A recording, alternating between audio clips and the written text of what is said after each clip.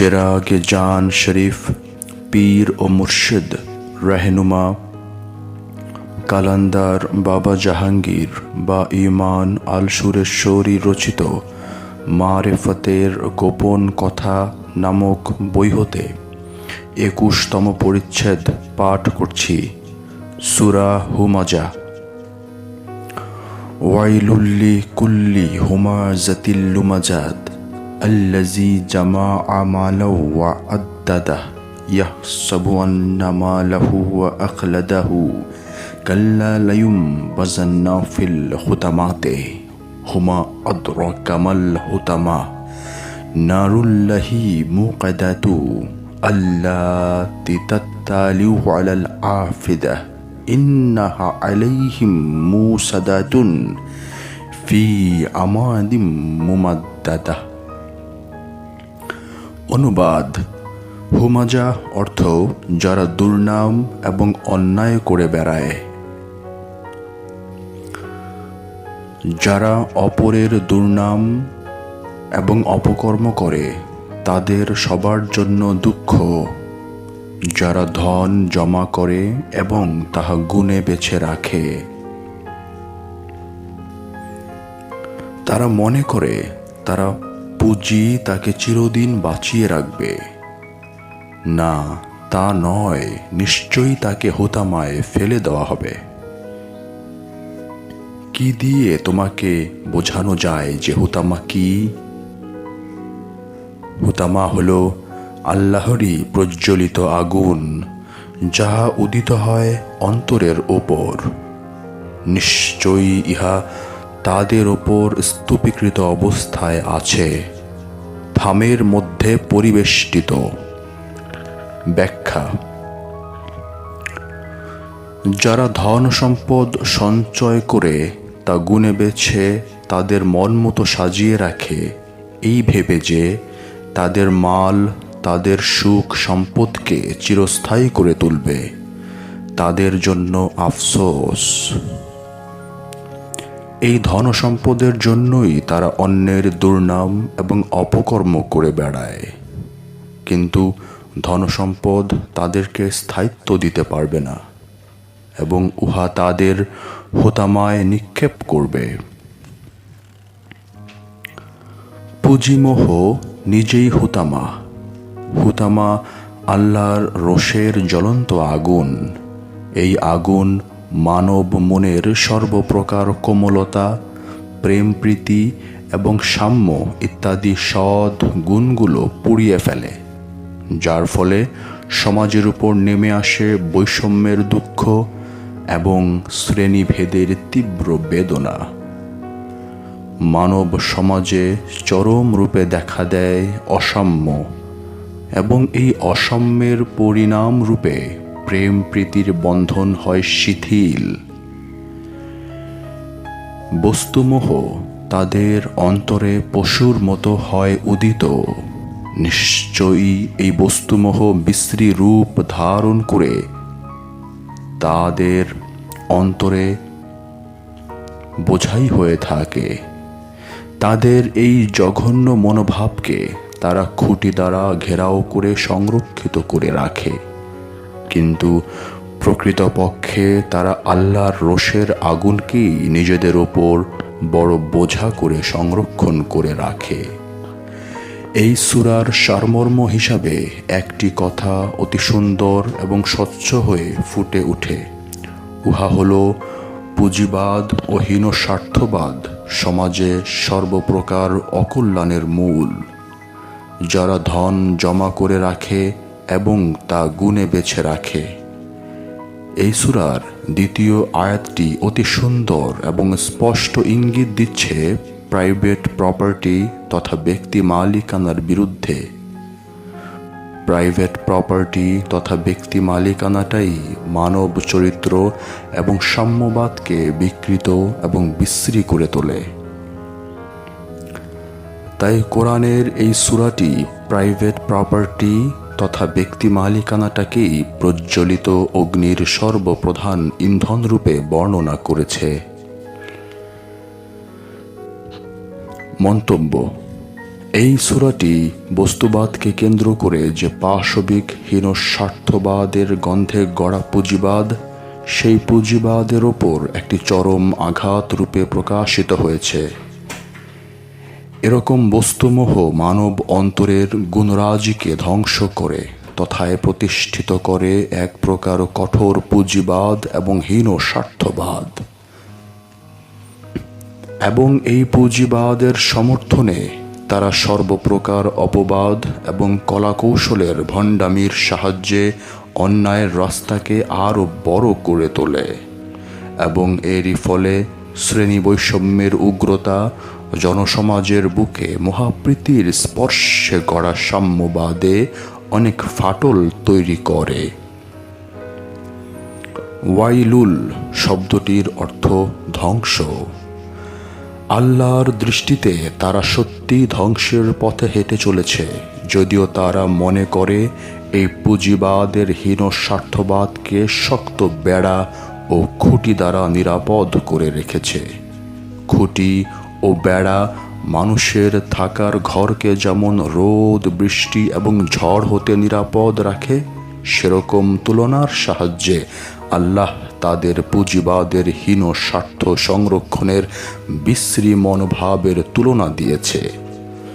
বঞ্চিত গণসমাজ যদি সাম্যবাদের ন্যায়দণ্ড দ্বারা চুরমার করতে নাও পারে, তবুও কিন্তু মৃত্যু ঘটনা তাদের মেকি নিরাপত্তার প্রাচীর ভেঙে চুরমার করে দেবে। নিজের স্বার্থটা নিজের কাছে এত প্রবল এবং এত বড় বিশ্রী রূপ যে এর সামনে সর্বপ্রকার আদর্শবাদ খেই হারিয়ে ফেলে। যুক্তিহীন স্বার্থবাদের গতিপথে চোরা খাদ তৈরি করে। যুক্তিবাদের ঢাক ঢোল যত রকমই পেটানো হোক না কেন, উহা আসলে কিন্তু সম্পূর্ণরূপে মানুষের মানবিক দাবিকে ফাঁকি দেবার সূক্ষ্ম অন্ধবাদ। স্বার্থটাই হলো অন্ধ। অন্ধ আলো দেখতে পায় না। আলোর স্নিগ্ধরূপ তাকে মহীয়ান করে তুলবে কেমন করে? পবিত্র কোরআন এরকম অন্ধত্ববাদকেই আমিত্ব বলে ঘোষণা করেছে। আমিত্বের আধারে বাস করাটাকেই আবার পবিত্র কোরআন পাপ বলেছে। সুতরাং হীন স্বার্থবাদী অন্ধত্ববাদ। তাই পাপকে তাড়াবার চেষ্টায় যে রত, সেই পাপই তাকে আচ্ছন্ন করে ফেলে এবং সেটা তার নিজের স্বার্থে, না হয় পারিবারিক স্বার্থে, না হয় দলীয় স্বার্থে, না হয় খণ্ড একটি ভূমিতে বাস করা কতগুলো মানুষের স্বার্থে।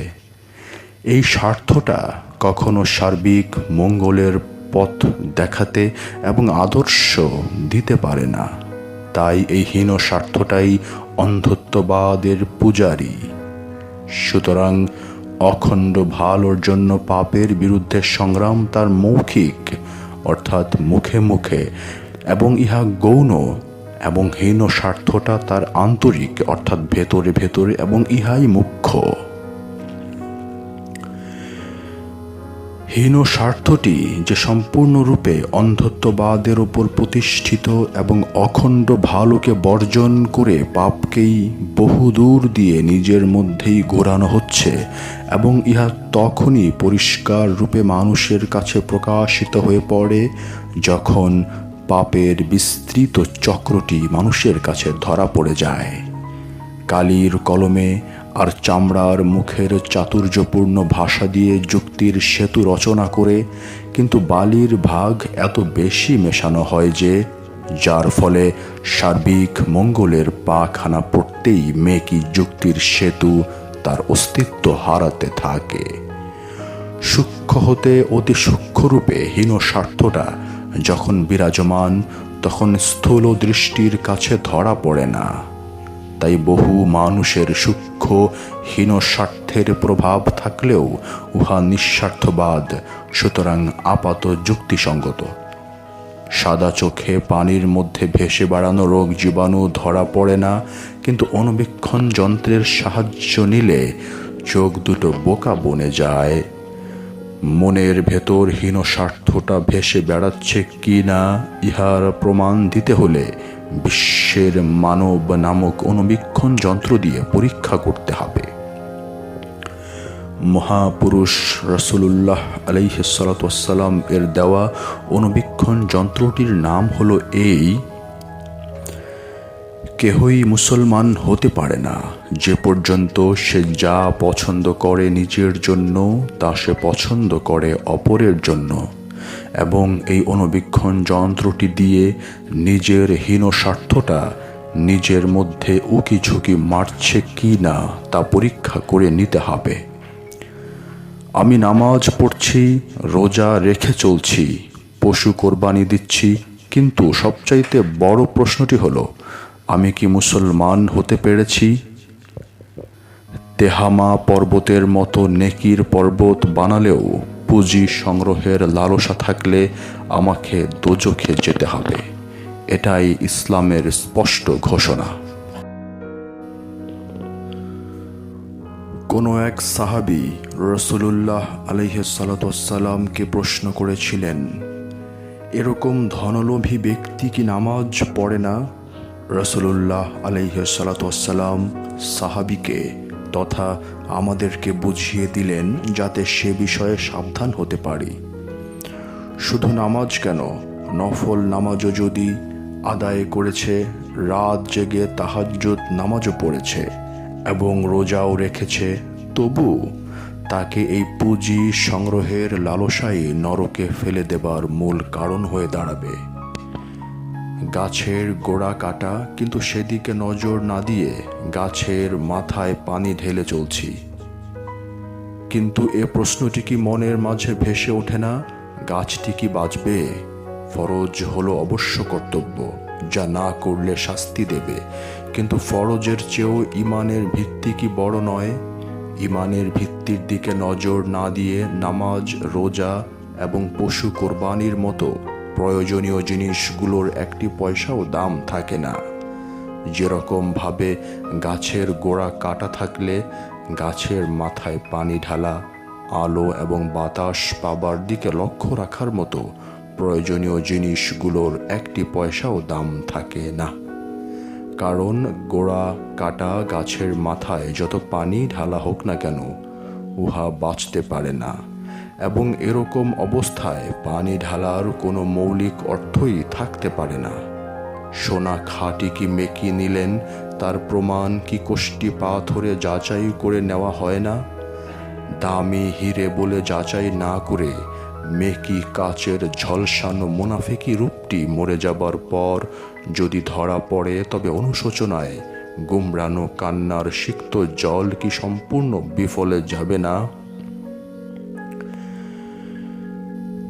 একজন বিলাসিতার ঢেউয়ের মাঝে দোল খায়, আর একজন বাঁচা মরার করুণ প্রশ্ন নিয়ে এক মুঠো ভাতের জন্য মানুষের দোরে দোরে পাগলের মতো ঘুরে ফিরছে। বিংশ শতাব্দীর ধনতান্ত্রিক দেশগুলোতে মানবতার যে জঘন্য অপমান করা হচ্ছে, তার বিশ্রী দৃষ্টান্তগুলো মানব প্রেমিকদেরকে দিশেহারা করে তোলে। ধনতন্ত্রের দেশে মানুষের দ্বারে মানুষ তার বেঁচে থাকার ফরিয়াদ জানায়। ছোট ছোট ছেলে মেয়ে নিয়ে একটি মানুষকে মাথা গোজার ঠাঁই স্বরূপ একটি কুটির দেওয়া হয় না, অথচ আর একটি তারই মতো রক্ত মাংসের দেহে গড়া মানুষ তার প্রাণহীন যন্ত্র মানব ট্যাক্সিখানাকে ইটের তৈরি দামি ঘরে রেখে দেবার কত সুন্দর ব্যবস্থাই না করে রাখে।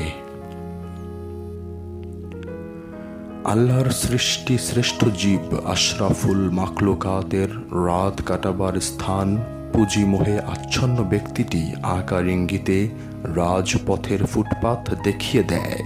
প্রশ্ন করলে বলে, আল্লাহ আমাকে ধন, মান আর ইজ্জত দিয়েছে, আর তোমাকে কিছুই দেয়নি। ধনতন্ত্রের দেশে ধনের মর্যাদা মানুষের জীবন হতে অনেক বেশি মূল্যবান। কোটি কোটি মানুষের বাঁচা মরার করুণ প্রশ্নটির দাম ধনতন্ত্রের পুঁজিপতিদের কাছে একটি কানাকড়িও নয়। প্রাসাদের কক্ষে প্রাণহীন জড় মোটর গাড়ি ঘুমাবার স্থান পায়, কিন্তু অবহেলিত মানুষ পথের ধারে ছোট ছোট ছেলে মেয়ে নিয়ে হাড় কাঁপা শীতে ভোর কখন হবে ভাবছে। এই কি ইসলামের নামে ইসলামী শাসন ব্যবস্থা? উটের পিঠে চাকরকে বসিয়ে হজরত ওমর রাদিয়াল্লাহু তাআলা আনহু রশি ধরে গরম বালুর ওপর হেঁটে জেরুজালেম গিয়েছেন। বিংশ শতাব্দীর তথাকথিত ধনতন্ত্রে গড়া মেকি সভ্যতা হজরত ওমর রাদিয়াল্লাহু তাআলা আনহু এর সাম্যবাদকে অচল বলে উপহাস করছে। হজরত ওমরের আদর্শ আজকের পৃথিবীতে বাস করা মেকি মুসলমানেরা বেদাত, নাজায়েজ, শিরক এবং কুফরি ফতোয়া দিয়ে হজরত ওমরের চোখের জল আর বোবা চাহনিকে কি উপহাস করছে না? তাই আমাদের ভালো করে মনে রাখতে হবে যে অবহেলিত মানুষের দাবি প্রতিষ্ঠা ততদিন পুঁজিপতিরা করে না বা করতে চায় না যতদিন প্রত্যক্ষ সংগ্রামে নেমে না আসবে, জেহাদ ঘোষণা না করবে, যতদিন ঐক্যবদ্ধ সংগ্রামকে একমাত্র নীতি হিসাবে গ্রহণ করে এগিয়ে না আসে। হাজার বছরের ইতিহাস বাস্তব সাক্ষী দিচ্ছে সংগ্রামী বন্যতাকে দূর করে, বিষের সাহায্যেই বিষের ক্রিয়াকে ধ্বংস করে এবং এই সংগ্রামকে বর্বরতা না বলে রাসূলুল্লাহ আলাইহিস সালাতু ওয়াস সালাম সাহায্য করো অত্যাচারীকে বলে বিশ্বের অবহেলিত জনতাকে আহ্বান জানিয়েছেন। ইমাম হুসাইন কারবালার রণপ্রান্তে অত্যাচারীর বিরুদ্ধে সংগ্রাম করে উম্মতে মুহাম্মদীকে শিক্ষা দিয়ে গেলেন, খবরদার অত্যাচার অসাম্যের বিরুদ্ধে মাথা নত করে থেকো না। শির দিও মুসলমান, তবু অসাম্যের শাসনকে মাথা পেতে মেনে নেবার জন্য মোনাফেকি জীবন ধারণ করো না। যে পর্যন্ত তোমরা অত্যাচার অসাম্যের বিরুদ্ধে ঝাঁপিয়ে না পড়বে সে পর্যন্ত আল্লাহ তোমাদের উপর হতে অত্যাচার আর অসাম্যের বিষ দূর করবেন না। বদমাইশ এজিদের সেনাপতি সাদ ইবনে আস কারবালার রণপ্রান্তে ইমাম হোসাইনকে এজিদের বশ্যতা স্বীকার করে নেবার অনুরোধ জানাবার পর ইমাম হোসাইন সেনাপতিকে দৃঢ় কণ্ঠে বললেন, হোসাইনকে সারা পৃথিবীর অধীশ্বর করে দিলেও হোসাইনের দেহের উপর মাথা থাকা পর্যন্ত অত্যাচার অসাম্যের বিরুদ্ধে কখনোই মাথা নত করে থাকবে না। কলুষিত পুঁজিপতিরা হলো ইসলামের দৃষ্টিতে অর্থাৎ কোরআন হাদিসের মাপকাঠিতে অপরাধী, অর্থাৎ পবিত্র কোরআন ঘোষণা করছে তারা জাহান্নামে আছে এবং জাহান্নামে থাকবে। ইসলাম বজ্র কঠিন বাণীতে বিশ্ববাসীকে সাবধান করে দিচ্ছে। সূচের ছেদা দিয়ে বিরাট একটা উট ঢুকে যাওয়াটা আমাদের বিশ্বাসকে যতখানি অবাক করে দেয় এবং বিবেক অসম্ভব বলে বিদ্রোহ করে, তার চেয়েও অনেক বেশি অসম্ভব হবে একজন পুঁজিপতির বেহেশতে প্রবেশ করা। পুঁজিপতিদের বিভিন্ন ভাষার শৈলীতে পবিত্র কোরআন হাদিস প্রবল ঘৃণা প্রদর্শন করেছে এবং তাদের বিরুদ্ধে সংগ্রাম করতে বলেছে। তবু অতি দুঃখের সাথে বলতে হচ্ছে, মুসলিম ভূখণ্ডগুলো হতে এবং আরও বেশি বেদনা লাগে তথাকথিত কতগুলো দল ইসলামের মুখোশ লাগিয়ে ব্যাঙের ছাতার মতো গজিয়েছে, যারা ইসলামের ভেতর প্রাইভেট প্রপার্টি তথা ব্যক্তি মালিকানা এবং পবিত্র জাকাতের অর্থ শতকরা 2.5 টাকার খুশবু পায়। এদেশের বুকে এরকম তথাকথিত সংঘ অনেক গজিয়ে উঠেছে। সার্কাসের মাঠে চুনকালি মুখে মেখে লোক হাসাবার তরে যেরকম জোকার তার অঙ্গভঙ্গির সাহায্যে জোকারি করে, ঠিক সেরকম ভাবে পৃথিবীর জনতার মঞ্চে এই ভণ্ড দলগুলো লাফালাফি করে জনতাকে খুব হাসাচ্ছে। এই হাসাবারও কিন্তু প্রয়োজন আছে এবং এই প্রয়োজনকে ততখানি অস্বীকার করা যায় না যতখানি সার্কাসের মাঠে একটি জোকারের প্রয়োজন। ইসলাম ধর্মের গতিধারার ওপর যুগে যুগে এজিদ আর মারওয়ানের মতো ধর্মের মুখোশ লাগিয়ে নেতাদের অশুভ আগমন এবং ইসলাম ধর্মকে কৌশলে ধ্বংসস্তূপে পরিণত করার পরিচয় আমরা ইতিহাসের বাস্তব পৃষ্ঠায় পাই। প্রথম খলিফা হযরত আবু বকর সিদ্দিক এর খেলাফত পাবার পর আবু সুফিয়ান ইসলাম ধর্মকে ধ্বংসস্তূপে পরিণত করার হীন প্রচেষ্টায় মাওলা আলীকে খেলাফতের প্রকৃত দাবিদার বলে খেলাফতের বিরুদ্ধে বিদ্রোহ করার উস্কানি দেওয়া হয় এবং মাওলা আলীকে সৈন্য ও রসদ দিয়ে পুরো মাত্রায় সাহায্য করার আশ্বাসও আবু সুফিয়ান দিয়েছিল। কিন্তু মাওলা আলীর প্রচণ্ড ধমক খেয়ে আবু সুফিয়ান নীরব রইল।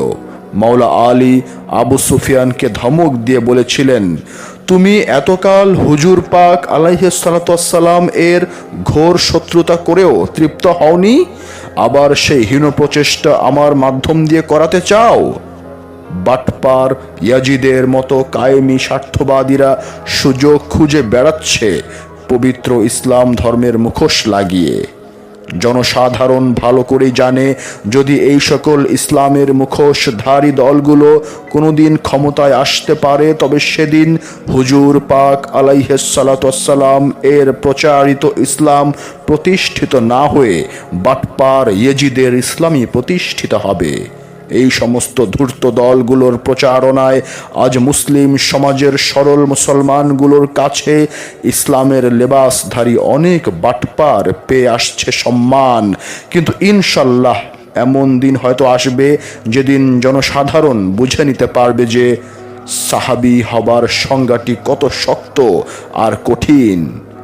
কলুষিত তথা করাপ্টেড পুঁজিপতিরা মানব জাতির বিস্তৃত বুকটাকে বুলেট বেয়োনেটের আঘাতে তাজা রক্তের স্রোত বইয়ে দিয়ে অবহেলার কাদা ছুঁড়ে ভাষাহীন দুর্দশা আর দীনতার বোবা বেদনার যন্ত্রণা দিয়ে ধর্মের টুপি পরে মানব জাতির কাছে মানবতার তন্ত্র মন্ত্র জপে চলছে। এই সমস্ত কলুষিত পুঁজিপতিদের ধর্মের টুপি পরা ভদ্ররূপটি তখনই মানব জাতির কাছে নগ্ন হয়ে প্রকাশিত হয়ে পড়ে, যখন তাদের শোষণের স্বার্থবাদের উপর আঘাত পড়তে চায়। তাদের এই নিখুঁত কপটতা এবং জঘন্য বর্বরতার জন্য ইসলাম আন্তরিক ঘৃণা করে। ইন্না আবওয়াবাল জান্নাতা তাহতা জালালিস সয়ুফে, অর্থাৎ নিশ্চয়ই বেহেশতের দরজা তরবারির ছায়ার নিচে।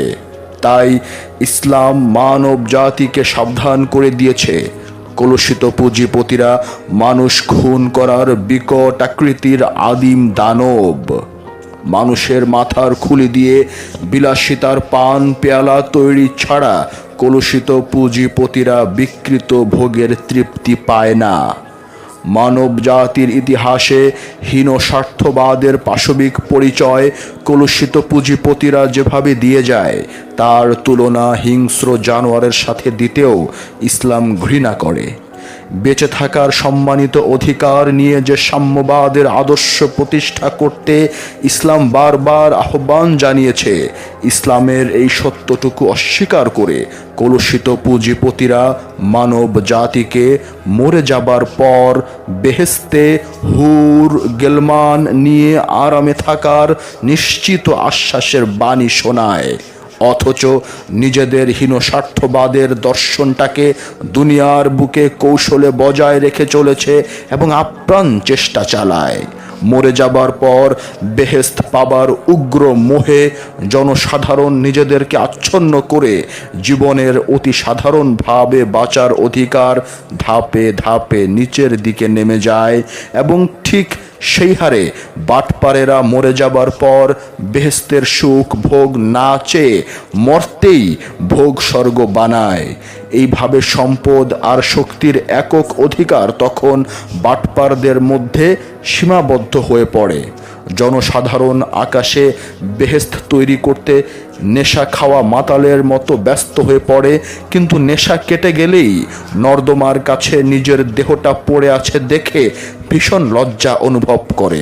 সেরকম লজ্জা নিয়ে জনগণের মনে ধূমায়িত বিদ্রোহ জেগে ওঠে এবং এই বিদ্রোহটি প্রথম অবস্থায় নিজের মনের বিরুদ্ধে বিদ্রোহ ঘোষণা করে এবং পরে মাঝে মাঝে ক্ষুদ্র ক্ষুদ্র জনতার ছিটেফোঁটা বিদ্রোহ দেখা দিলেও কলকবজার আসল বোতামটা বাটপারদের হাতে থাকাতে তেমন আশাপ্রদ ফল ফলে না।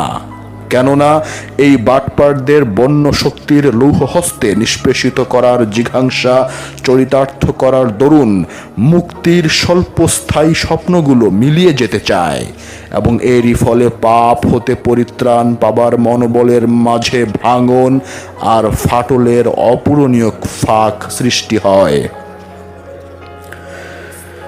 ইসলাম এই শরীয়ত তথা সামাজিক তথা প্রাথমিক সংগ্রামকে পাপের বিরুদ্ধে সংগ্রাম বলে ঘোষণা করেছে। বাটপাড়েরা হলো সমাজ জীবনের বিষ পাপ। অখণ্ড ভালোতে তথা কনক্রিট গুড এ পাপের অনস্তিত্ব আধার দূর করে বিরাজ করতে হলে সমাজ জীবনের বিষ পাপকে প্রাথমিক সংগ্রামের দ্বারা অখণ্ড ভালোকে পাবার যে পথ, সেই পথে সবে হেঁটে চলেছে বলে ইসলাম ঘোষণা করছে। ইসলাম স্পষ্ট ভাষায় বলে দিচ্ছে, তুমি কি সেই ব্যক্তিটিকে দেখেছো যে ইসলামকে প্রথমেই অস্বীকার করে? সে তো সেই ব্যক্তিটি যে ইসলামের দেওয়া সাম্যবাদকে অস্বীকার করে। আই রিপিট, ইসলাম স্পষ্ট ভাষায় বলে দিচ্ছে, তুমি কি সেই ব্যক্তিটিকে দেখেছো যে ইসলামকে প্রথমেই অস্বীকার করে? সে তো সেই ব্যক্তিটি যে ইসলামের দেওয়া সাম্যবাদকে অস্বীকার করে। সুতরাং ইসলামের প্রাথমিক দৃষ্টিভঙ্গির দর্শনে যারা ইসলামকে মানব সমাজে তুলে ধরতে চেয়েছেন, অর্থাৎ মানব সমাজের অসহ্য বৈষম্য আর বাটপারদের চেহারাখানা জনসমাজের কাছে তুলে ধরতে আপ্রাণ চেষ্টা চালিয়েছে এবং ইসলামের সাম্যবাদ মানব সমাজে প্রতিষ্ঠা করার বাসনা নিয়ে এগিয়ে চলেছে, তাদেরকে আমরা অখণ্ড ভালোর পথে সবে হেঁটে যাচ্ছে বলে মেনে নেব।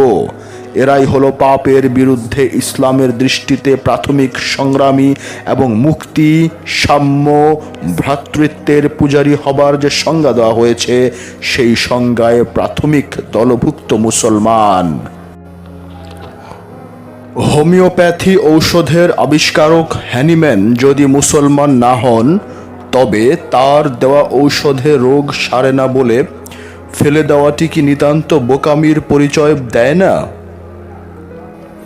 মাইক বিধর্মী আবিষ্কার করেছে বলে কি মাইকে আজান দেওয়া, মাইকে তফসির এবং ওয়াজ করা ইত্যাদি হারাম বলে মাইক ব্যবহার করবেন না? যদিও এরকম ফতোয়া দেওয়া হতো।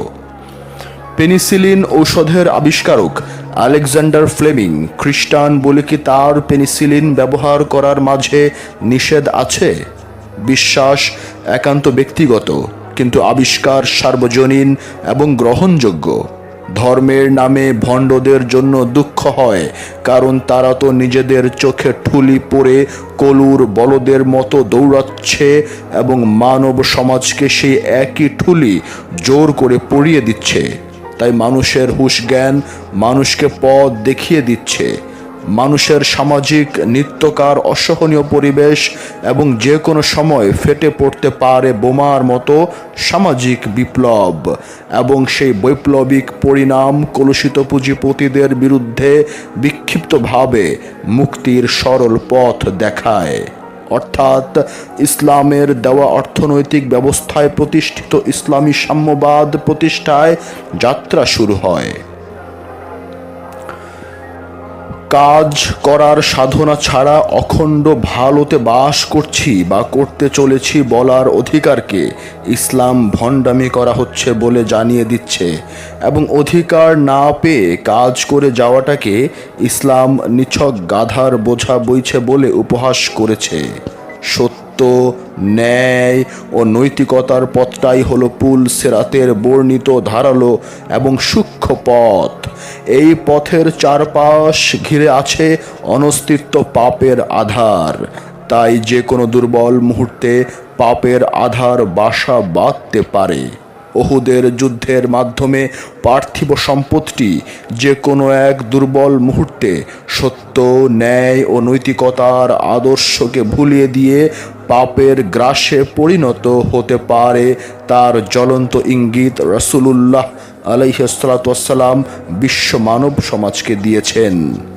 আমরা যুক্তিসঙ্গতভাবে বিশ্বাস করি এই উহুদের যুদ্ধ আমাদেরকে মূল্যবান শিক্ষা দিচ্ছে যে সত্য, ন্যায় ও নৈতিকতার আদর্শকে জীবনের প্রতিটি ক্ষেত্রে ব্যবহার করতে হবে এবং সর্বনাশের প্রসারিত আঘাত অখণ্ড ভালোর পবিত্র দেহে গিয়ে লাগার বিপদ আছে।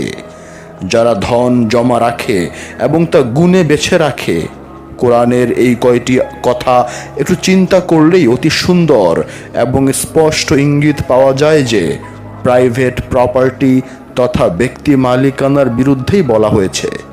ব্যক্তি মালিকানাটাই মানব চরিত্র এবং ইসলামী সাম্যবাদকে বিকৃত এবং বিশ্রী করে তোলে এবং এরই ফলে সামাজিক অনাচার এবং বৈষম্য দেখা দেয়। তাই কোরআন প্রাইভেট প্রপার্টিকে প্রজ্বলিত অগ্নির সর্বপ্রধান ইন্ধন রূপে বর্ণনা করেছে।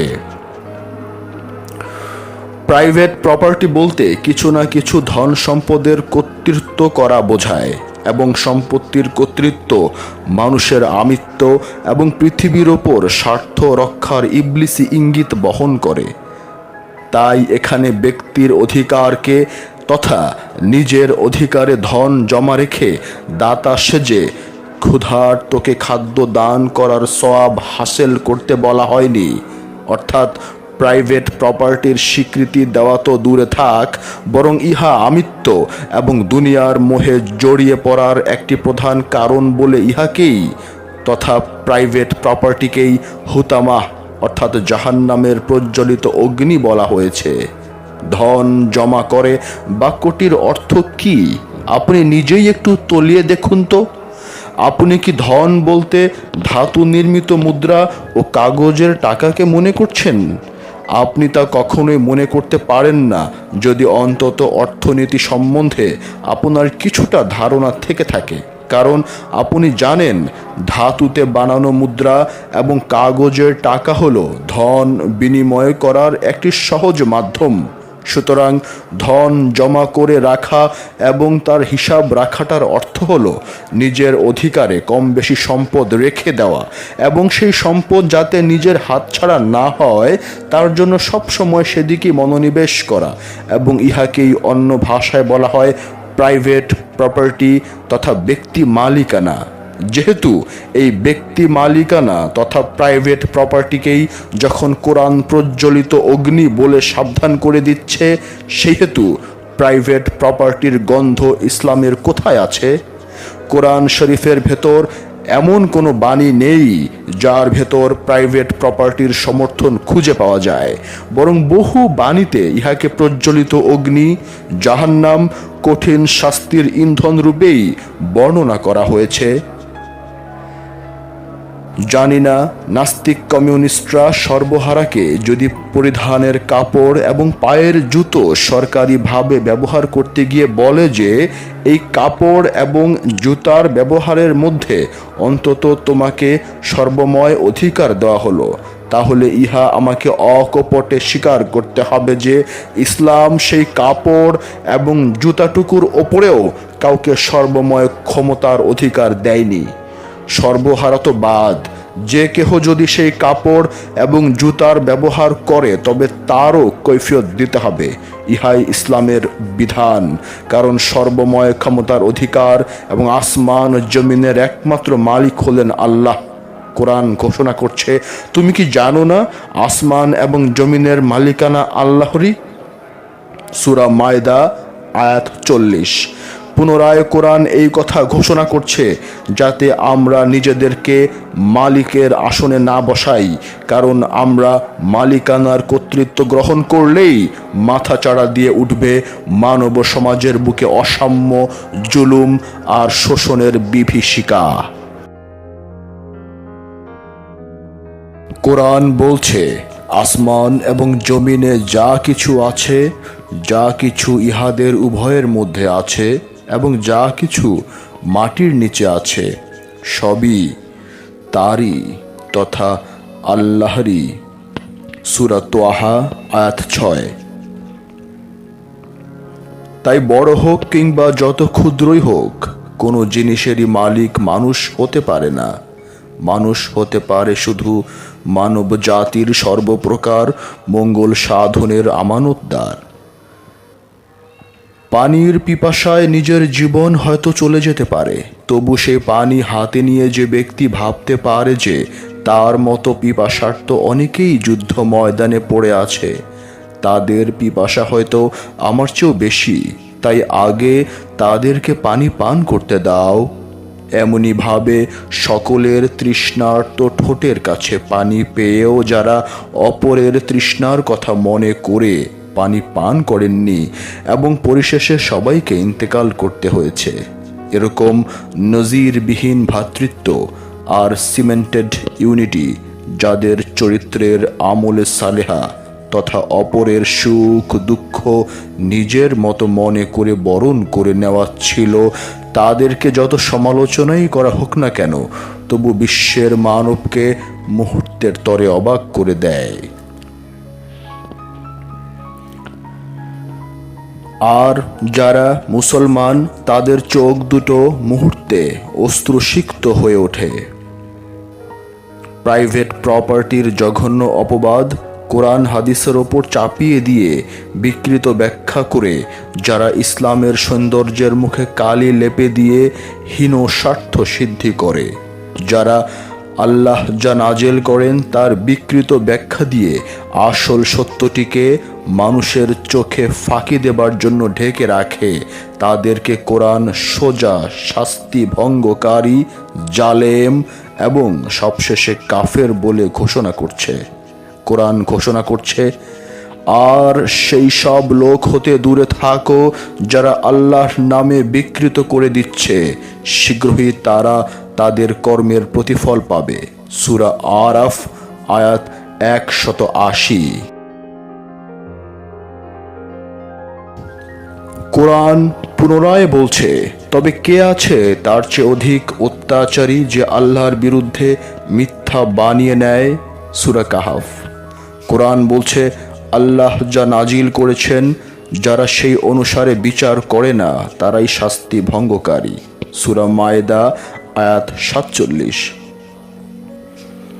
একই কথা আবার কোরআন বলছে, আল্লাহ যা নাজিল করেছেন যারা সেই অনুসারে বিচার করে না তারাই কাফের। সূরা মায়েদা আয়াত 44। আবার কোরআন ঘোষণা করে, আল্লাহ যা নাজিল করেছেন যারা সেই অনুসারে বিচার করে না তারাই জালেম। সূরা মায়েদা আয়াত 45। সমাজের যত অকল্যাণ এবং সমাজের বুকের ওপর দাঁড়িয়ে ধূর্ত শিরোমণি সেজে যত ভানুমতির ভেলকিবাজি দেখানো হয়, তাতে ইসলামের চিন্তাধারার সৌন্দর্য দিনের পর দিন বহাল তবিয়তে না থেকে বরং রাজ যক্ষা রোগীর মতো ধীরে ধীরে মাটির গর্তের দিকে এগিয়ে যাচ্ছে। ভাবলে অবাক হই, কত বড় ভেলকিবাজির দল এরা! কোরআন হাদিসের দর্শনকে পর্যন্ত উল্টো করে দেয়। এই ধূর্ত শিরোমণি এবং লম্পট বাটপাড়েরা বলে, প্রেমের দ্বারা পরকালের ভয় দেখিয়ে নরকের যন্ত্রণার কথা শুনিয়ে সমাজ হতে অন্যায় দূর করতে কোরআন হাদিস বলেছে। এত বড় ডাহা মিথ্যা কথাটা পর্যন্ত বাজারে বেশ চালু হয়ে গেছে এই সমস্ত ভণ্ডদের গোয়েবলসের ধারার মিথ্যা প্রচারণায়। অথচ কোরআন হাদিস এদের বিরুদ্ধে সংগ্রাম করে যাবার জন্য উপদেশ আর উৎসাহ দিচ্ছে। আমরা কি বিশ্বের মানব জাতিকে বজ্রকণ্ঠে প্রতিবাদ করে বলবো না, ইসলাম ধর্মের উপর এই সমস্ত ডাহা মিথ্যা এবং বিকৃত ভাবধারা কোরআনের কোথাও নেই? প্রাইভেট প্রপার্টি তথা ব্যক্তি মালিকানার পক্ষে সূরা ইয়াসিনের 71, 72 এবং 73 এই তিনটি আয়াতকে দলিল রূপে অনেকেই ব্যবহার করে থাকেন। অথচ এই আয়াতে পশুর উপর মানুষকে যে কর্তৃত্ব ও অধিকার দেওয়া হয়েছে, শুধুমাত্র সেই কথারই উল্লেখ রয়েছে। ইহাকে ব্যক্তি মালিকানার নজির রূপে কেমন করে যে দেখানো যেতে পারে তাহা বোঝাই মুশকিল। এক মানুষের উপর অন্য মানুষের অথবা একদল মানুষের উপর অন্য দলের কর্তৃত্ব প্রাপ্তির নির্দেশ উল্লেখিত আয়াতের দ্বারা কেমন করে যে বোঝা যেতে পারে তাহা আবিষ্কার করা যায় না। ইসলামী সাম্যবাদের বিরুদ্ধাচারণের উদ্দেশ্যে ব্যক্তি মালিকানার স্বার্থবাদী ভূত যাদের মাথায় চড়ে বসে আছে, তাদের পক্ষে এরূপ অদ্ভুত অর্থ আবিষ্কার করা সম্ভব হতে পারে। যদি কেউ একান্তই এই আয়াত শরীফকে মালিকানার দিকে লাগাতে চান, তাহা হলেও এই মালিকানা ব্যক্তি মালিকানা নয়, ইহা গৃহপালিত পশুর ওপর মনুষ্য জাতির মালিকানা বা অধিকার। ব্যক্তি মালিকানার কোনো প্রশ্নই আসে না। আল্লাহর বিধান মতে সবাই এই অধিকার পেয়েছে পশুর ওপর। একজনকে বঞ্চিত করে অথবা বাদ দিয়ে অন্যজনের অধিকার বোঝায় না। এই অধিকার সার্বজনীন। আরেকটি বিষয় প্রথমেই জেনে রাখতে হবে যে সম্পদ জমাকারীর ইসলামী সংজ্ঞাটি কি, অর্থাৎ সম্পদ জমা করে রাখে বলে কার ওপর ইসলাম অভিসম্পাদ বর্ষণ এবং কাফের মোনাফেক বলে অভিহিত করেছে। ইসলাম ধর্ম তাকেই সম্পদ জমা করছে বলে অভিহিত করছে যার জীবন ধারণের একান্ত প্রয়োজনীয় ব্যয় বাদেও কিছু সম্পদ জমা থেকে যায়। তাই হুজুর পাক আলাইহিস সালাতু ওয়াস সালাম এরকম সম্পদ জমাকারী সম্বন্ধে বলেছেন, সম্পদ জমা করে যে লোক, সে আল্লাহর দূরবর্তী, বেহেশতের দূরবর্তী, মানব সমাজের দূরবর্তী এবং দোজখের নিকটবর্তী। তিরমিজি। হুজুর পাক আলাইহিস সালাতু ওয়াস সালাম আরও বলেন, বাটপার, সম্পদ জমাকারী এবং নিষ্ঠুর ব্যক্তি বেহেশতে যাবে না। তিরমিজি। হুজুর পাক আলাইহিস সালাতু ওয়াস সালাম পুনরায় বলেন, আমার মনে হলো যে আমার কাছে এক টুকরো সোনা আছে, ইহা আমাকে ধরে রাখুক, আমি ইহা মোটেই পছন্দ করি না, তাই ইহা বন্টন করে দেবার আদেশ দিয়েছি। বুখারী। হুজুর পাক আলাইহিস সালাতু ওয়াস সালাম বলেন, মওজুদার অভিশপ্ত। ইবনে মাজাহ। হুজুর পাক আলাইহিস সালাতু ওয়াস সালাম বলেন, যে খাদ্যশস্য 40 দিন মজুদ রাখে আর তা পরে বিলিয়ে দেয় গরিবকে, তা তার পাপের প্রায়শ্চিত্ত হবে না। রাজিন। হুজুর পাক আলাইহিস সালাতু ওয়াস সালাম বলেন, যারা মুসলমানগণের ক্ষতি করে তাদের খাদ্যশস্য মজুদ করে রাখে, আল্লাহ তাদেরকে কঠিন রোগ ও দারিদ্রতা দিয়ে কষ্ট দেবেন। ইবনে মাজাহ। হুজুর পাক আলাইহিস সালাতু ওয়াস সালাম বারবার আমাদেরকে সাবধান করে দিচ্ছেন এই জন্য যে আমরা যেন ইসলামী সাম্যের আদর্শ হতে শয়তানের প্ররোচনায় পড়ে অসাম্য, বৈষম্য, শোষণ, নিজের অধিকারে সম্পদ জমা করে রাখার জঘন্য কর্মে লিপ্ত না হই। হুজুর পাক আলাইহিস সালাতু ওয়াস সালাম একদিন ঘটনাচক্রে হযরত বেলালের নিকট গিয়ে দেখতে পেলেন যে তার সামনে এক ঝুড়ি খেজুর। তিনি তখনই বেলালকে জিজ্ঞাসা করলেন, হে বেলাল, এগুলো কি? বেলাল উত্তর দিলেন, আগামীকালের জন্য আমি ইহা জমা করে রেখেছি। তিনি বললেন, বিচারের দিন ও দোজখের আগুনের বাষ্প কি দেখতে ভয় করো না? বাইহাকি। মাত্র এক ঝুড়ি খেজুর জমা করে রাখাটাকে হুজুর পাক আলাইহিস সালাতু ওয়াস সালাম দোজখের আগুনের বাষ্প বলে হযরত বেলালকে সাবধান করে দিলেন। আর আমরা এখন কোথায়, কোন পতনের বিন্দুতে দাঁড়িয়ে আছি একবার নিরপেক্ষ মনে বিচার করে দেখুন তো। অন্যের কথা বাদই দিলাম, ব্যক্তি আমিটাকেই একবার বিচারের কাঠগড়ায় দাঁড় করালে কি রায় আশা করতে পারি? আমার নিজের পাপ দিয়েই তো অন্যের পাপ মেপে যায়। তার পরিণতির শোচনীয় অবস্থাটার কি ব্যাখ্যা দিতে হবে?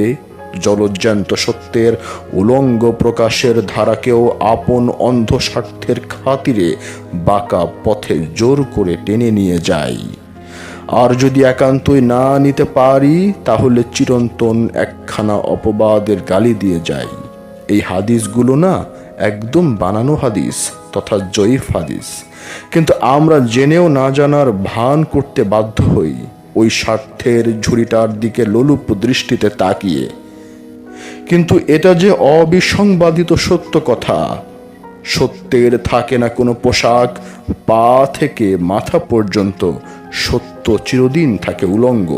চমক দিয়ে উঠে রক্তপানের চরিত্র তরবারির দেহে। পিপাসার্ত পেটুকের মতো ঢকঢক করে পান করতে চায় তরবারি। চমক দিয়ে উঠে চৈতালি প্রখর সূর্যের মতো উলঙ্গ ছবি সত্যের চরিত্রে। পিপাসার্ত পেটুকের মতো ঢকঢক করে গিলে ফেলতে চায় মিথ্যার ঘুটঘুট অন্ধকার দিয়ে বিছানো শয্যা। কারণ সত্য সাংঘাতিকভাবে ঘৃণা করে আসছে মিথ্যাকে, যেমন গ্রে হাউন্ড কুকুরগুলো ঘৃণা করে মানুষ খেকো চিতাবাঘগুলোকে। কত প্রকারেই না আমাদেরকে সম্পদ যাতে কোনো ক্রমেই জমা না করি তার আদেশ উপদেশ হুজুর আলাইহিসসালাম দিয়ে গেছেন। মাত্র এক ঝুড়ি খেজুর একটি দিনের জন্য রাখার বাসনা হওয়াতে হুজুর পাকের প্রেমিক সাহাবা হজরত বেলালকে পর্যন্ত সাবধান বাণী শুনতে হলো যে হজরত বেলাল একদিন আবু উসামার নিষ্ঠুর প্রহারের তলেও হজরত মুহাম্মদ আলাইহিসসালাম এর নামটি উচ্চারণ করতে এক মুহূর্তের তরেও ভুলে যাননি। কত সহস্রবার যে হুজুর পাক আলাইহিসসালাম সম্পদ জমা করা তথা ব্যক্তি মালিকানার বিরুদ্ধে, বৈষম্যের বিরুদ্ধে, শোষণের বিরুদ্ধে, সর্বপ্রকার জুলুমের বিরুদ্ধে জেহাদ করতে সংগ্রাম চালাতে আবেদন নিবেদন করে গেছেন তার হিসাব নেই। অথচ আমরা গাছের মূল কেটে ফেলে মাথায় পানি ঢেলে গাছ বাঁচানোর কতই না কথার তুবড়ি আর বস্তা পচা ঝুলি ঝাড়ছি, তার ইয়ত্তা নেই। হুজুর পাক আলাইহিসসালাম বলেন, সম্পদ জমা করে রাখা দোজখের একটি গাছ। যে ব্যক্তি সম্পদ জমা করে রাখে সে দোজখের একটি ডাল ধরে আছে। ডালটিও তাকে ছাড়বে না যে পর্যন্ত সে ডালটি তাকে দোজখে দাখিল না করে। বাইহাকি। একদিন হুজুর পাক আলাইহিসসালাম কাবা শরীফের ছায়ায় বসেছিলেন। তখন হুজুর পাক বললেন, কাবার প্রভুর শপথ তারা ক্ষতিগ্রস্ত। আবু যর গিফারি বললেন, আমার পিতা ও মাতা আপনার জন্য কোরবান হোক। তারা কে? হুজুর পাক বললেন, যারা ধনসম্পদ অধিক করে, কেবল ওই লোকজন ছাড়া যার সামনে থেকে পেছন থেকে ডান হাতে বাম হাতে বলে এইভাবে এইভাবে এইভাবে খরচ করে, তাদের সংখ্যা অল্প। বুখারী এবং মুসলিম শরীফ। হুজুর পাক আলাইহিসসালাম যেভাবে খরচ করার নমুনা দেখালেন, সেভাবে যদি ধরে নিলাম কেউ তার সঞ্চিত সম্পদ বিলিয়ে দেয়, তবে তার কাছে যে কি থাকবে তা বুঝতে কারো কষ্ট হবে না। অর্থাৎ সম্পদ যাতে অতি সামান্য পরিমাণেও কেউ জমা না রাখতে পারে, সেই কথাই ঘুরে ফিরে বিভিন্ন রকমে বলছেন। সম্পদ জমা করার বিরুদ্ধে তথা প্রাইভেট প্রপার্টির তো প্রশ্নই উঠতে পারে না। হুজুর পাক আলাইহিসসালাম কত রকমেই না আমাদের আদেশ দিচ্ছেন। হুজুর পাক আলাইহিসসালাম বলেন, যে ব্যক্তি সোনা মজুদ করে তার উপর অভিসম্পাত, এবং যে ব্যক্তি রূপা মজুদ করে তার উপর অভিসম্পাত। তিরমিজি। আমাদের অন্তত এটুকু নিশ্চয়ই জানার কথা যে হুজুর পাক আলাইহিসসালাম একমাত্র কাফের এবং মুনাফিকদেরকেই অভিসম্পাত বর্ষণ করেছেন। এখন একটু তলিয়ে দেখুন তো, সোনা আর রূপার মজুদদারদের কি অভিসম্পাত বর্ষণ করা হয়নি? হুজুর পাক আলাইহিসসালাম এর বর্ণিত হাদিসগুলো ভাষা এবং ভাবের দিক দিয়ে এত সুন্দর, এত গভীর যে তার একটি নমুনা স্বরূপ নিচে দেওয়া হলো। হুজুর পাক আলাইহিসসালাম বলেন, দোজখে ঢুকানো হবে না সেই ব্যক্তিকে যার ভেতর এক তিল পরিমাণ ঈমান আছে, এবং বেহেশতে ঢুকানো হবে না সেই ব্যক্তিকে যার ভেতর এক তিল পরিমাণ অহংকার আছে। মাত্র একটি এবং শব্দ যোগ করে দিয়ে কি সুন্দর ভাবের সমন্বয় সাধন করা হয়েছে। আশা করি পাঠক মাত্রেই এই হাদিসটুকুর গভীর রহস্য অনুধাবন করতে পারবেন। শুধুমাত্র কাফের এবং মুনাফিকদেরকেই অভিসম্পাদ বর্ষণ করা হয়েছে, তাহলে সোনা রূপার মৌজুদদারদের কি বলতে চান? এইসব মৌজুদদারদেরকেই লক্ষ্য করে কোরআন বজ্রকঠিন কণ্ঠে ঘোষণা করেছে, যাতে পৃথিবীর বুকে শোষণ এবং বৈষম্যের গ্লানি মানব জীবনে প্রবেশ করে মানব সমাজকে এক নিদারুণ সমস্যায় না ফেলে। কোরআন বলছে, আর যেই ব্যক্তি সম্পদ জমা করেছে এবং পরকালের কোনো ধার ধারে না এবং ভালো কাজকে মিথ্যা জানে, তার জন্য দুঃখের পথকে আমি নিশ্চয়ই সহজ করব, যাতে সে শীঘ্র দোজখে পৌঁছাতে পারে। এবং যখন সে দোজখে পড়বে, তখন তার ধন দৌলত, যা সে নিজের ব্যক্তিগত সম্পদ মনে করেছে, কোনো কাজেই আসবে না। সূরা লাইল আয়াত 8 হতে 11। কোরআন বলছে, না না, মানুষ সত্যি সীমা লঙ্ঘন করে এই জন্য যে সে নিজেকে ধনবান মনে করে, কাহারও ধার ধারতে চায় না এবং পরোয়া করে না। সূরা আলাক আয়াত 6 থেকে 7। কোরআন বলছে, লোক হতে তুমি অহংকার করে মুখ ঘুরিয়ে নিও না, কিংবা দুনিয়াতে অহংকার করে চলো না। নিশ্চয়ই আল্লাহ অহংকারী লোককে ভালোবাসেন না। সূরা লোকমান আয়াত 18। কোরআন বলছে, অতএব অসহায়দের উপর তুমি কখনো জুলুম করিও না, এবং যে বেঁচে থাকার জন্য অধিকার আদায়ের আশায় চায় তাকে ধমকিয়ে দিও না ও তার প্রতি খারাপ ব্যবহার করিও না। সূরা দোহা আয়াত 9। কোরআন বলছে, কিন্তু সেদিন অত্যাচারীদের ওজর আপত্তি তাদের কোনো উপকারই আসবে না এবং তাদের অনুতাপও কবুল করা হবে না। সূরা রুম আয়াত 57। কোরআন বলছে, এই জালেমেরা স্পষ্টই পথভ্রষ্ট কাফের হয়ে রয়েছে। সূরা লোকমান আয়াত 11। কোরআন বলছে, এবং তাদের সহিত যুদ্ধ করতে থাকো যতক্ষণ না জুলুম দূর হয়। সূরা বাকারা 193তম আয়াতের কিছু অংশ। জালেমদের ক্ষমা করে দিলেও এবং জালেমদের জুলুম হতে সাময়িক রেহাই পেলেও সর্বকালের জন্য উহা কিন্তু মোটেই নিরাপদ নয়। শক্তি প্রয়োগের কাছে জালেম কিছুক্ষণের জন্য চুপচাপ থাকলেও ভেতরে ভেতরে জুলুম করার নিখুঁত পদ্ধতি বের করার জন্য তারা ফন্দি করতে থাকে। এজন্য কোরআন পাক আমাদেরকে সব সময় জালেমদের উপর কড়া নজর রাখতে বলেছে। ইসলামের ধারাবাহিক ইতিহাস পড়লেই এই কথাগুলোর মূল্য এবং গুরুত্ব বোঝা যায়। জালেমের অত্যাচারে মজলুম জনতার যে রক্ত শোষণ করা হয়েছে, মজলুম জনতার উপরে যে অত্যাচারের রোলার নির্মমভাবে চালিয়ে দেওয়া হয়েছে, তাদেরকে সেই রকম শাস্তি দিতে হবে যেরকম তারা মজলুম জনতার উপর নির্মম অত্যাচার চালিয়েছে, এবং সেই শাস্তি দেবার মাঝেই আছে মজলুমের জীবন ফিরে পাবার, এবং জালেমদেরকে শাস্তি দেবার মাঝেই আছে হত্যা ও রক্তপাত হতে নিজেদেরকে রক্ষা করা। যদিও আপাত দৃষ্টিতে জালেমকে শাস্তি প্রদান করাটা আমাদের চোখে এক প্রকার নির্মম বলেই ঠেকছে, কিন্তু কোরআন জালেমকে শাস্তি দান করার মাধ্যমে যে নির্মমতা ফুটে ওঠে, উহাকে নির্মম বলে আখ্যা না দিয়ে বলছে এই শাস্তি দানের মাঝেই আছে মজলুমের জীবন ফিরে পাবার উজ্জ্বল ভবিষ্যৎ। তাই কোরআন বলছে, হে জ্ঞানের অধিকারীগণ, তোমাদের জন্য খুনের পরিবর্তে খুনের মধ্যে রয়েছে জীবন, যেন তোমরা হত্যা ও রক্তপাত হতে নিজেদেরকে রক্ষা করতে পারো। সূরা বাকারা আয়াত 179। ইসলাম বলছে, যারা জালেম তারা অত্যাচারী, তারাই পথভ্রষ্ট, তারা কাফের আর মুনাফিক।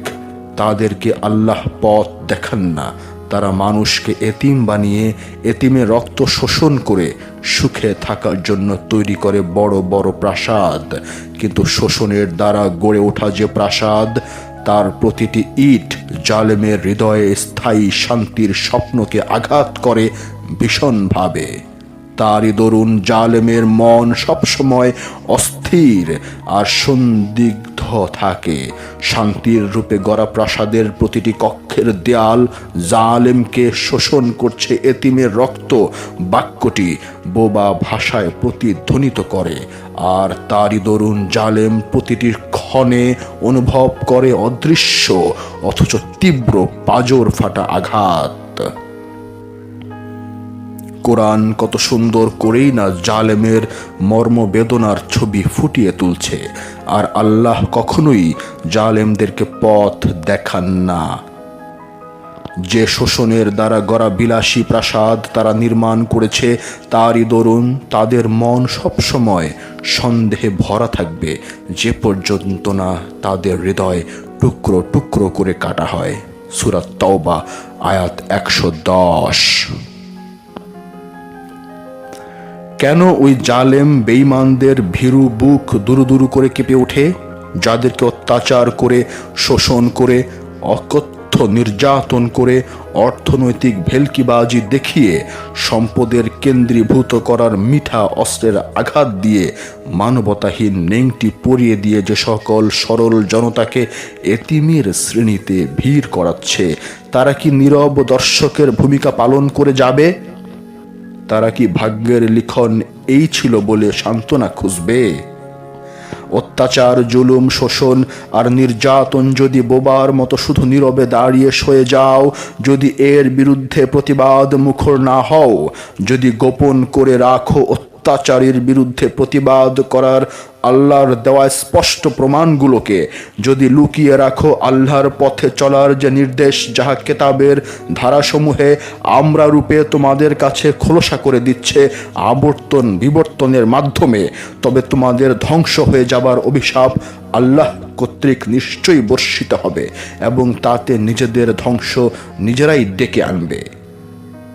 নীরব দর্শকের মতো যাতে আল্লাহর নিদর্শনগুলো তোমরা গোপন করে না রাখো, তারই জন্য কোরআন তোমাদেরকে সাবধান করে দিচ্ছে। যারা গোপন করে রাখে স্পষ্ট প্রমাণগুলো এবং আল্লাহর পথে চলার নির্দেশগুলো, যাহা আমি পাঠিয়েছি তোমাদের জন্য, আর যাহা খোলসা করে আমরা দেখিয়ে দিয়েছি আমাদের কেতাবের, তাদের উপর আল্লাহর অভিশাপ এবং যাদের অভিশাপ দেবার ক্ষমতা আছে। সূরা বাকারা আয়াত 159। পৃথিবীর বুকে সাম্য, শান্তি, শৃঙ্খলা যাতে বজায় থাকে, আর যত প্রকার অপকর্ম, অন্যায় এবং ক্ষতি যারা তাদের শয়তানি বুদ্ধির জোরে করে বেড়ায় এবং পৃথিবীর বুকে অশান্তির বন্যা নামিয়ে দেয়, আল্লাহ যত বড় কঠিন শাস্তি দিতে আমাদের আদেশ করেছেন তা শুনলে সত্যি অবাক হতে হয়। এক তিল পরিমাণ মায়া মমতার প্রশ্নই ওঠা অবান্তর করে রাখা হয়েছে আল্লাহর প্রতিটি আদেশের মাঝে, যারা পৃথিবীতে অন্যায় অত্যাচার করে বেড়ায়। এই জালেমের দলকে সমুচিত শিক্ষা দেবার আদেশ দিয়েছেন আল্লাহ। এদের অপকর্ম যাতে ভূপৃষ্ঠে রোগ জীবাণুর মতো সংক্রামক না হয়, তার দরুন জালেমদেরকে পৃথিবীর বুক হতে চিরতরে মুছে দিতে আদেশ করেছেন। জালেমের প্রতি উদারতা আল্লাহ কোথাও দেখাননি, কারণ উদারতার প্রশ্ন এখানে অবান্তর। উদারতা প্রদর্শন করার অর্থ হলো জালেমকে সাহায্য করা এবং জালেমের সাহস বাড়িয়ে দেবার ভূমিকা গ্রহণ করা। আমরা যেন মুখেই শুধু আল্লাহর এবং রসুলের আদেশ পালন করে না যাই, বরং উহা কার্যক্ষেত্রে প্রয়োগ করতে হবে। এবং তৌহিদের মূল শিক্ষাই হলো মুখ এবং কার্যক্ষেত্রে প্রয়োগ করা। নিজে মধুপান করার অভ্যাস ত্যাগ করে অপরকে মধুপান ত্যাগ করতে বলার আদর্শই ইসলাম। এবং ইহার ব্যতিক্রমকে উদারতাবাদ বলা হয়। মুখে জেহাদের বুলি কপচানো, কিন্তু কার্যক্ষেত্রে উদারতাবাদ প্রয়োগ করা। অন্যকে জেহাদ করতে বলা, কিন্তু নিজের বেলায় প্রয়োগ করা হয় উদারতাবাদ। এবং ইহাকেও কি এক প্রকার মুনাফিকির লক্ষণ বলা যায় না? পশুর মতো এক বোঝা খাবার উদরে তুলে, আবার মুচকি হাসি তুলে রসুলের বাণীকে টেনে এনে মিষ্টি খাবার মোহটাকে সুন্নত বললে ওই মুনাফিকের মুখেই সুন্দর মানায়। কিন্তু শোষণ আর জুলুমের বিরুদ্ধে হাজার বার আল্লাহ এবং রসুলের আদেশটা কেউ শুনিয়ে দিলেই উদারতাবাদের লালিত ভাষার শৈলী শোনায়। 3 দিনের বেশি খাদ্য ঘরে মজুদ না করার যে হুজুর পাকের আবেদন, সেই আবেদন যারা ভুরি ভোজের পর মিষ্টি খেয়ে হুজুর পাকের সুন্নত পালন করছে বলে বলে বেড়ায়, তাদেরকে এই খাদ্য মজুদ না করে রাখার বয়ান শোনালে তারা যেন সহসা আকাশ হতে পড়ে যায়। অবাক হয়ে এরকম প্রশ্ন হয়তো করে বসতে পারে, এরকম হাদিস তো শুনিনি, অর্থাৎ তাহলে তো কাজ সেরেছে। শুনলে অবাক হবেন, হুজুর পাকের বর্ণিত এই হাদিসটিকে দুর্বল, মিথ্যা বানানো, মনসুখ, বর্ণনাকারীদের মধ্যে অনেকেই নির্ভরযোগ্য নয় ইত্যাদি বিশেষণগুলো আগেই লেপে দিয়েছে। তারাই যারা মিষ্টি মুখের গর্তে টপ টপ করে ফেলে হুজুর পাকের সুন্নত পালন করতে ব্যস্ত এবং বিশেষজ্ঞ। আল্লাহ ঘোষণা করেছেন জালেমের জুলুমকে পৃথিবী হতে মুছে দিতে। শক্তির পুরোপুরি প্রয়োগ করে যারা পৃথিবীর বুকে জুলুম, অনিষ্ট আর ক্ষতি করছে, তারা আল্লাহ এবং তার রসুলের বিরুদ্ধে যুদ্ধ করে, এবং এটাই তাদের একমাত্র শাস্তি যে তাদেরকে অবশ্যই খুন করা হবে, অথবা শুলে চড়িয়ে মেরে ফেলতে হবে, অথবা উল্টো দিক করে তাদের হাত পা কেটে দেওয়া হবে। এবং এটা তো তাদের জন্য পৃথিবীতে ভীষণ অপমান, এবং পরকালের জন্য তাদেরকে ভয়ঙ্কর শাস্তি দেওয়া হবে। সূরা আল মায়েদার 33 নম্বর আয়াতের ভাবার্থ।